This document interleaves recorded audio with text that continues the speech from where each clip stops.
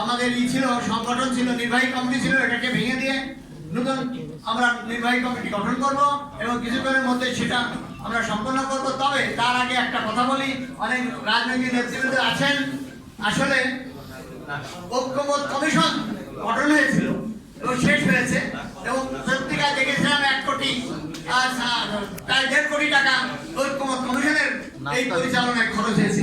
দুর্ভাগ্যের বিষয় বাংলাদেশ কংগ্রেস ওই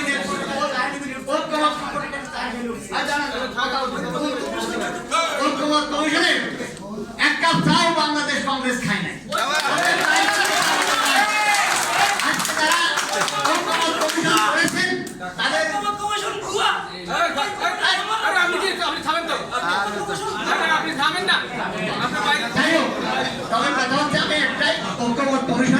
আমরা মতামত নেওয়ার জন্য অনেকবার আবেদন করেছিলাম এবং আমরা সেই বদিউল আলম মজুমদার এবং রিয়াজউদ্দিন সাহেব, আলী রিয়াজ সাহেবের কাছে আমরা গিয়েছিলাম, আবেদন করেছিলাম, দরখাস্ত করেছিলাম।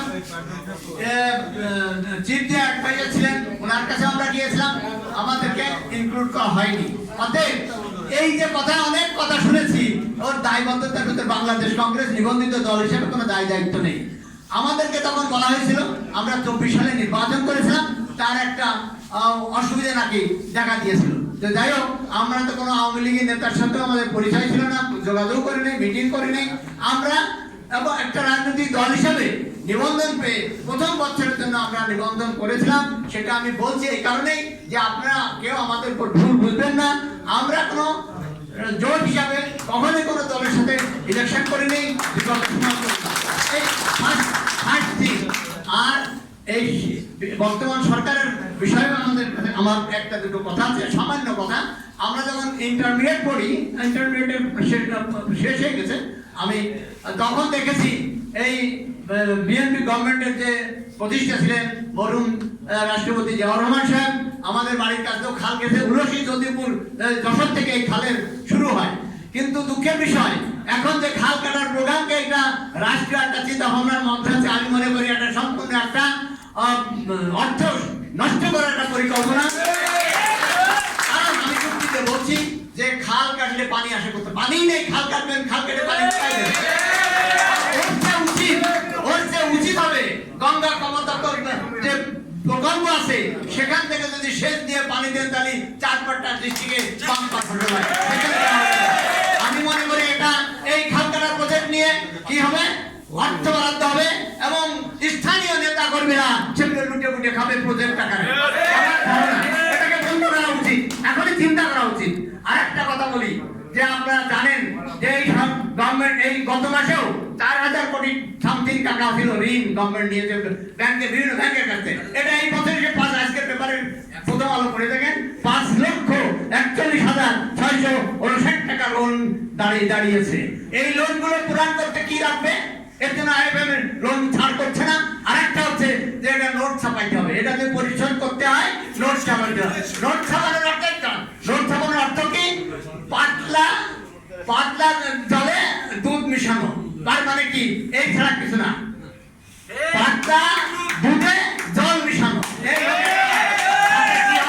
দেশের দ্রব্যমূল্য বেড়ে যাবে, মানুষের কয়েক খামার নাগলের বাইরে চলে যাবে, মানুষ একটা অপরিকল্পিত সমাজ ব্যবস্থার মধ্যে হাবুডুবু খাবে। এটা চিন্তা করা উচিত গভর্নমেন্টের। আরেকটা কথা বলি, একবারে তেলের দাম 21 টাকা করে প্রতি লিটারে বাড়ানো হয়েছে।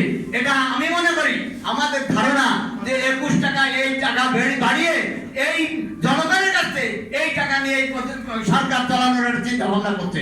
একবারে 20 টাকা তেল বাড়া মানুষের কতটা সহ্য হয় এবং এটার ইফেক্ট পড়বে পরিবহন, কৃষিখাত, অনেক জায়গায়। অতএব আমরা মনে করি সরকার নতুন আসছে, তাদের উচিত হবে যে সমস্ত জিনিস মানুষের সামর্থ্যের মধ্যে মানুষের জীবনযাত্রার জন্য ব্যবহৃত না হয় এ ধরনের কাজ করা।